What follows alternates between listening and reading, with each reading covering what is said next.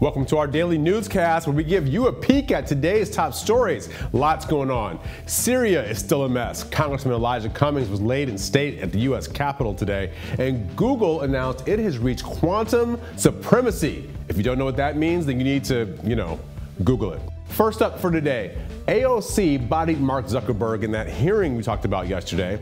We've also got a report from someone on the news desk about the House Republicans who stormed the Capitol. And the Ukraine story is crazy politics for us, but it's life and death in Central Europe. I'm Jamal Simmons. Here's why you should care.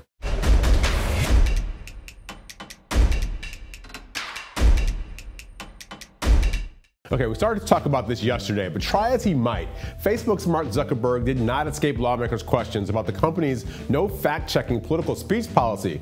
Zuck went before the House Financial Services Committee to sell the company's latest project, that cryptocurrency that they call Libra. But when you testify before Congress, everything is fair game. So Congresswoman Alexandria Ocasio-Cortez showed up ready to play, and Zuckerberg, well, he fumbled. Could I run ads targeting Republicans in primaries saying that they voted for the Green New Deal? Sorry, can you repeat that? Would I be able to run advertisements on Facebook targeting Republicans in primaries saying that they voted for the Green New Deal? I mean, if you're not fact-checking political advertisements, I'm just trying to understand the bounds here. What's fair game? I don't know the answer to that off the top of my head. I think so. You don't know if I'll be able to do that. AOC wasn't interested in Zuckerberg's crypto project, which he says will serve underprivileged people who don't have access to banking. Instead, she wanted to get down to the bottom of why the social media giant is projecting so much misinformation. So you won't take down lies, or you will take down lies? I think it's just a pretty simple yes or no. Congresswoman, I'm not talking about spin. I'm talking about actual yes, in most cases, in a democracy, okay. I believe that people should be able to see for themselves what politicians that they may or may not vote for are saying. So you won't take them down? No. Why should you care about all this? Zuckerberg has been getting hit from all sides about diversity issues, data privacy, meetings with conservatives, and for his company's laissez-faire policy when it comes to dealing with incendiary political speech from politicians. In the era of fake news, Russian bots, and dirty politics, it's fair to ask if Facebook should let a knowingly false ad go up on its site. Maybe the truth is this. Facebook is too big, and it isn't just a platform anymore. It's a medium that should face the same kinds of rules as broadcast TV, newspapers, and cable. Maybe that's the real question that should be on the table.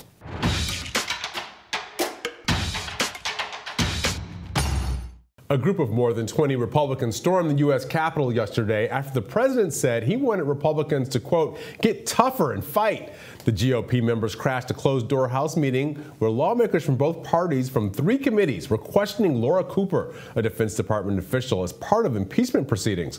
The hearing was delayed for 5 hours, and to help us understand what went down yesterday, we brought in the Hill's congressional reporter, Olivia Beavers. Hey. Olivia, thanks for being here. Thanks for having me. All right, so what happened yesterday? It looked like a madhouse scene. You know, we were expecting a calmer day after Bill Taylor's testimony the day before, but what we saw was this group of Republicans shuffling down the stairs, heading to the skiff where Cooper was doing her closed-door deposition. And they started doing this press conference, and it was sort of a show de force. It was about 30 members, and so a lot of the reporters started trickling down there.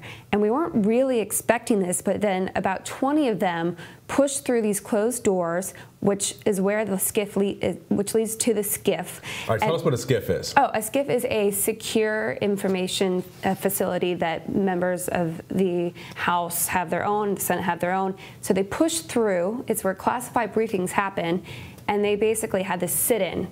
Pizza was delivered by staff, and they refused to leave, which postponed the deposition. And I've covered countless witness interviews behind closed doors, and I've never seen anything like this. Okay, so they storm into the skiff, which is a secure facility where it's not supposed to be a place where you can have listening devices and things. Right. There was a question, though, about the security protocols when these members came in, because some of them had their phones, right? Yes. So some of them brought their phones. They were recording. Republicans call this an innocent mistake. Mike Conaway, who's a senior Republican on the House Intelligence Committee, was one of the members who said, hey, you guys need to put up your Fitbits. You need to put up your iPhones. This is not allowed. And he said that when he said that, they listened. But Democrats are saying, you're coming after us for a breach of process. Look what you just did.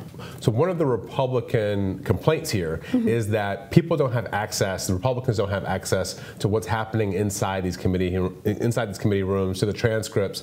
But there are Republicans who are also part of the investigating group, right? Yes, absolutely. So there's 3 committees, as you said, who are investigating part of this impeachment inquiry. But Republicans who are not on those 3 committees are not allowed to take part in these depositions. And some of them say, if we're going to get to a point where we're voting on impeachment articles against the president, then we want to see the evidence. And Democrats say, hold on, you're going to see the transcripts. This is just a stunt to delay what is damaging testimony against the president.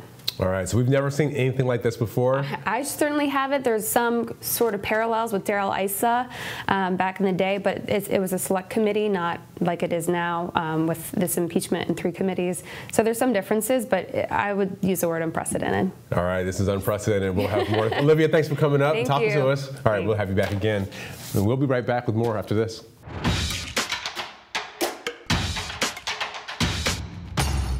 As the impeachment probe into the Trump-Ukraine controversy rages on, we're going to take a step back and look at what's really going on in the country.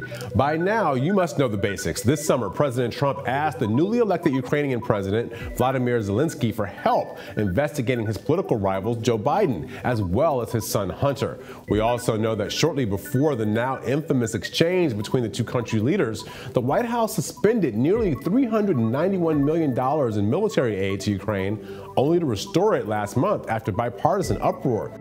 A key goal of the inquiry is finding out if Trump, in fact, froze the money in an attempt to put pressure on President Zelensky.